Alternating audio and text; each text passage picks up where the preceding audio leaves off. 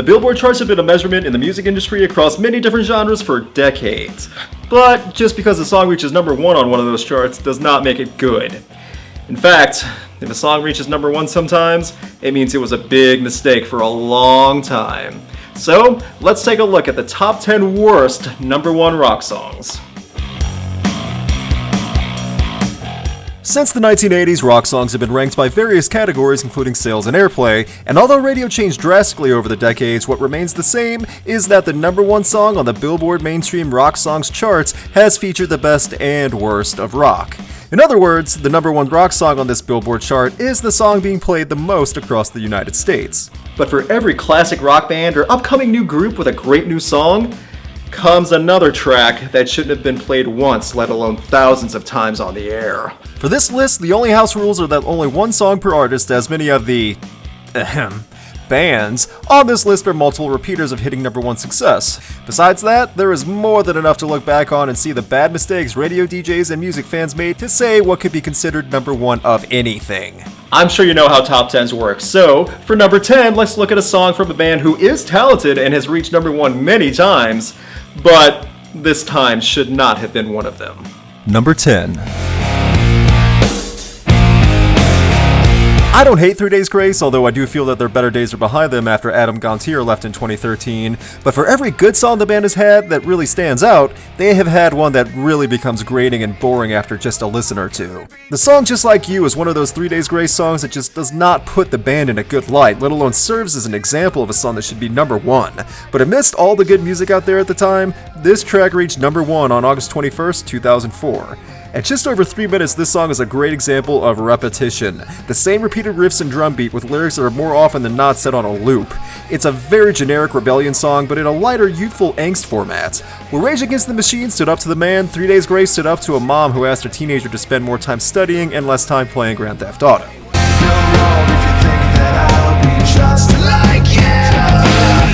I really can't think of one person who can defend the song Just Like You as the pinnacle of the band's career, or a highlight of 2004, or something people go out of their way to listen to.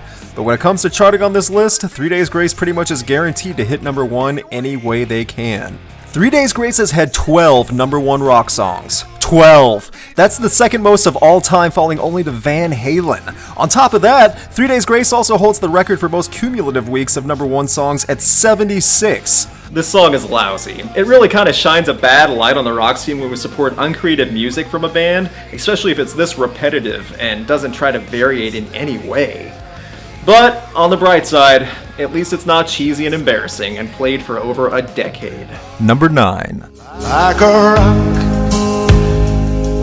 Be honest with yourself, you only know this song because of the Chevy truck commercials. On May 17th, 1986, Bob Seger and the Silver Bullet Band made a rock song that sounds more like it belongs being played on the back porch on a farm, and it was played enough and given enough attention to be number one. Then Chevrolet decided this was the greatest song ever and played it as their truck anthem for years. If Bob Seger got royalties for every time that commercial played, he must be a bajillionaire by now. And on top of that, no one knows the song outside of the advertisement now. You probably didn't even realize I was playing part of the commercial mixed in with the actual music video. It just all blends in. I was strong as I could be, like a rock. And just like the number 10 spot on this list, Like a Rock gets repetitive fast. I lost count on how many times the song title is repeated, and the whole theme is how strong of a man someone is. Strong as a rock, tough as a rock, hard as a rock. It gets old pretty fast, but it keeps on going. It's almost 6 minutes of the same twang and over-the-top cheese about being a man, but still acknowledging your feelings. It was overplayed, it's cheesy, and it's so forcefully emotional that it's hard not to laugh when you think about an old man reminiscing about being like a rock, like a rock, like a rock. And then you were told by an announcer to contact your Chevy dealer. The most dependable, longest-lasting trucks on the road. Remember my regretting the past video on Creed's Weathered where I told people to put the word sex into just random lyrics to see how funny they'd be? Well, try it with Like a Rock at the end of some of your favorite lyrics also. You'd be surprised how well it works. Baby got back like a rock, I will always love you like a rock, young, black, and famous with money hanging out my anus like a rock. Yeah, there's a lot of these. Number 8. I don't even know where to start with this one. If a repeated chord for minutes on end is your thing, then this song must sound like heaven.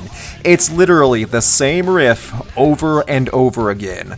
I'm not going to say everything Godsmack has done has been bad, because it hasn't been, but when they put out something that's lame, it's really lame. This song hit number 1 on April 24th, 2010, and stayed as the number 1 rock song for 5 weeks. Over a month, this song stayed as the most played rock song in the country.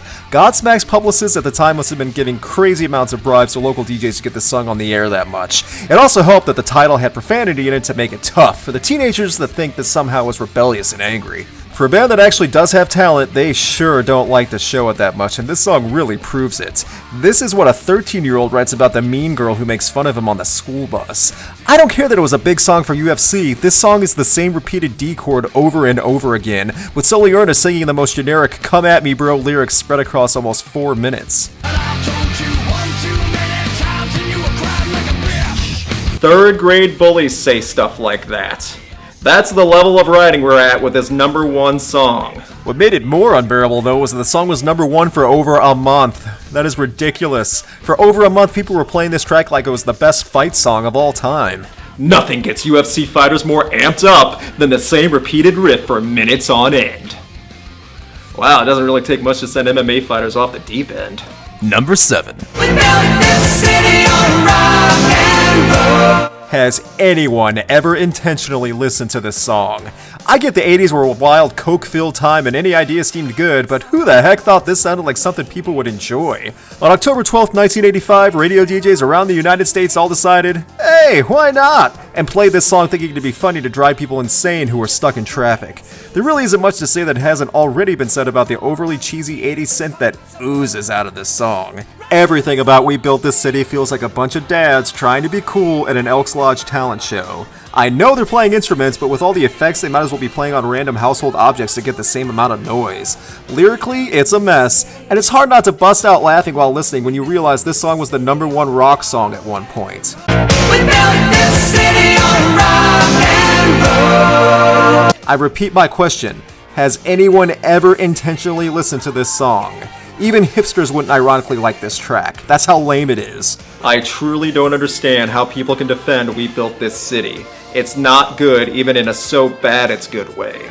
If you like this song for honest reasons and think it's an art form worth defending, then leave a comment saying so. And tell me why.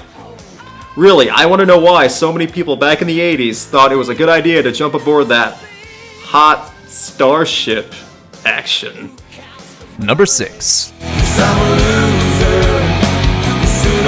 Here's a nice bowl of vanilla ice cream. Not a thing wrong with it. You may never crave it or go out of your way to have it, and you know there is better ice cream out there, but it's there and you don't mind it being around. Now have that same vanilla ice cream for 21 weeks straight. Then tell me how much you like vanilla ice cream after that. Three Doors Down's second single, Loser, from their debut album became the number 1 rock song in the United States on September 9th, 2000, and it stayed there for almost 5 months. This wasn't Stairway to Heaven or Bohemian Rhapsody, it was the song Loser. This song has a serious subject matter, and I get that, but really listen to the writing and structure. It drones on into a chorus that somehow feels slower than the verses, and it leads to a bridge which is the most basic strum-by-number solo I've ever heard, and it's supposed to trick people into thinking this is hard rock. It's just awkward. The song is just over 4 minutes and it feels like it's about 20. It's not the worst thing I've ever heard, but to be played the most out of all the songs of the time is crazy enough, and then for it to be 21 weeks in a row is ludicrous.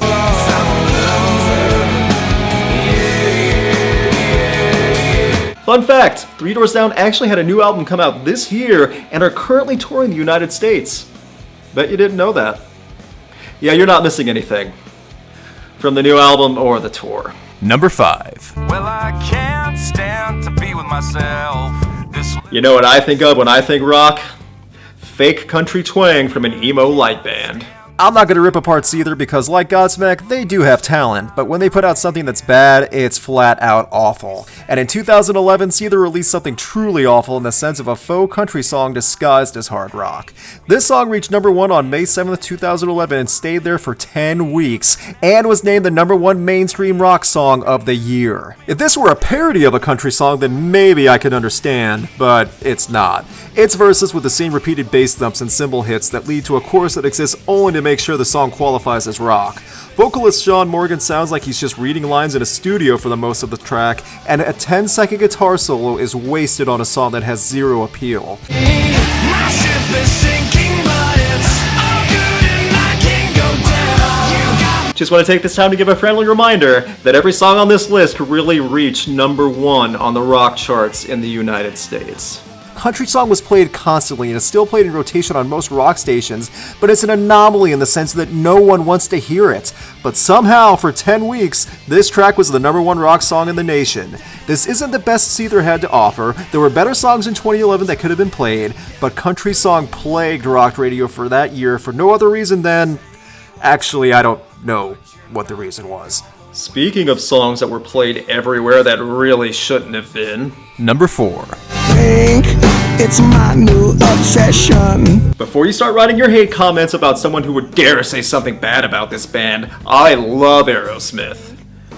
But not everything they've done has been flawless. And back in the late 90s, there were 2 types of Aerosmith songs. Armageddon soundtrack, and oh my gosh, what is Aerosmith doing? Pink is the latter, and somehow this song lasted 4 weeks as the number 1 rock song on Billboard's mainstream rock tracks. The song has a really impressive and groovy harmonica opening, and then after that, it's the word pink shoved into your eardrums until you can't hear anything but a high-pitched ringing. What makes the song the most ridiculous isn't the repetitive phrasing or generic rhythm, it's the subject matter. This song is an ode to vaginas. That's it. They didn't even try to hide it, and it was the number 1 rock song for a month. It was inescapable too. Pink was on TV, radio, print ads, you could not escape the pink. If Aerosmith had their way, we'd all be surrounded by pink and never get away from it. Yes, I'm aware of how dirty that sounds, but that's not how I meant it, and I'm talking about the song. On top of that, Aerosmith even won a Grammy for their tribute to... Pink. This song is literally one long innuendo on top of a bass line. That's it. It's not creative, and the only reason it got played so much was because it was Aerosmith. If a young band tried to pull this off in 1997, they'd get laughed at by every station and major record company around back then. pink, gets me high as a kite. But hey, at least Pink didn't have some no-talent hack hijacking the song and taking you out of the mood when listening to it. Obvious setup is obvious. Number 3. I'm on the outside. One of several Fred Durst-blessed bands, Staind was on the rise back in 2000, and in 2001, the Family Values Tour was selling out arenas all over the country featuring Staind and Limp Bizkit. Surprised the tickets didn't come with a vomit bag. So on one special tour stop in Mississippi, Aaron Lewis busted out an acoustic guitar and played a new song that would later be released on the album Break the Cycle. Along with Aaron and his guitar was his good buddy Fred, who sang the chorus with him. The problem? Fred Durst wouldn't shut up. The actual studio recording on Outside isn't nearly as bad, and that's probably because there wasn't a whiny man-child shouting things like "What up, Biloxi" in the quiet moments. On top of that, this live acoustic performance in front of an audience of thousands really doesn't do much. It's bland and has somewhat of a monotone delivery. Then again, Aaron Lewis and Staind aren't really known for getting people amped up and happy, what with Mr. Lewis being Mr. Sunshine and Rainbows. Inside you're ugly, you're ugly like me. A slow, sad ballad about a man not feeling like he belongs with his quote, buddy, shouting out a city in the south. Rock and roll, everyone. Biloxi, feeling those lighters. I give fair warning now. The number 2 spot on this list is the most memed, laughed at, and made fun of song possibly on the entire internet. So, a lot of you are going to have bad flashbacks when I play this, but you've been warned. I'm so sorry that I have to play this for you right now. Number 2. Look at this photograph. Yep, Nickelback's Photograph was the number 1 rock song in the country at one point. For 7 weeks in a row. People got together and collectively said in the music industry, yeah, this is what the best of rock has to offer. Back in 2005, Nickelback went from cashing in on radio formulas to sell albums and progress to their next method of writing, which is not trying anymore. The entire month of October in 2005 and then part of November was flooded by the poetic majesty of wondering what the heck was on Joey's head. And what the hell is on Joey's head? Outside of it being played endlessly back then and still getting airplay today, although in the ironic wow, Nickelback really are that bad sense, Photograph is the epitome of what is bad in rock. A formulaic rock song kept intentionally vague with phoned-in instruments and about as much emotion as a coma patient. I'm slightly jealous of coma patients because they didn't have to listen to all the music on this list. I've already talked quite a bit about this song in my Regretting the Past episode on All the Right Reasons, but to sum up, this track and other songs like it hurt the rock scene. Zero passion, zero effort, 100% cringe. Now I know what you're thinking. How could Photograph by Nickelback be number 2 on this list? What the heck could be number 1? What song is so bad and so completely stupid and grating and talentless and just an overall dumpster fire of a track actually be worse than something Nickelback did? Number 1. Met a girl, thought she was grand. People actually thought Puddle of Mud and She Hates Me were good at one point. This whiny adolescent song that has nothing but nasally singing and lyrics complaining about a relationship with a girl not working out actually was the number 1 rock song in the country at one point. Back in October 26, 2002, all the planets aligned and somehow that caused a sway in the universe that caused this track to be played over and over again. I get that some people think this song is funny, but really think about it. Should it have been number 1 of anything besides this list and embarrassing examples of why Puddle of Mud sucks? There isn't anything special from the guitars, and Wes Scantlin sounds like he's just one giant nose. Trip I can't grab. Never thought I'd be the one who slept. Ew. Even the Chipmunk Christmas songs had more range than this. I know there was a big audience of 14-year-old boys who loved this song at the time because it described their feelings about girls when they first got turned down by one. The problem with that? It was sang by a grown man. She Hates Me was played because it was a Fred Durst approved song and it had profanity in the chorus. Both are things that radio loved back in the early 2000s. With Photograph, we know it was awful and overplayed, but we knew right away it was bad and phoned in. With She Hates Me, people were tricked into thinking it was good because of the Durst blessing and because it was edgy for talking about how bad relationships can be. Wes Scantlin really is the Jerry Springer show of the rock scene. Bad relationships, fights, alcohol, drugs, countless arrests. Wow, it's amazing that he hasn't been on the show yet. It's grating, it's lazy, it's mind-numbing, and it was the number 1 rock song in the United States at one point. Just like the rest of the songs on this list, and many more that probably shouldn't have been. To the other nations of the world, you now have more than enough fuel to laugh at America for past choices. You know, instead of laughing at America for its current choices.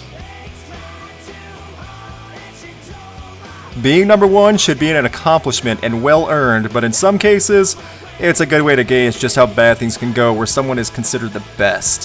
When it comes to the number 1 rock song, we should expect better than She Hates Me and Photograph. That was my list of the top 10 worst number 1 rock songs. Did I leave one out? Do you have one that I should have covered? Do you think We Built This City is actually worth defending? Well, leave a comment. And also leave a comment if you want to see another subject covered on these top 10 lists. I'm really looking for feedback on this. As for now, I'm gonna go listen to the next Regretting the Past album. Because you all hate me.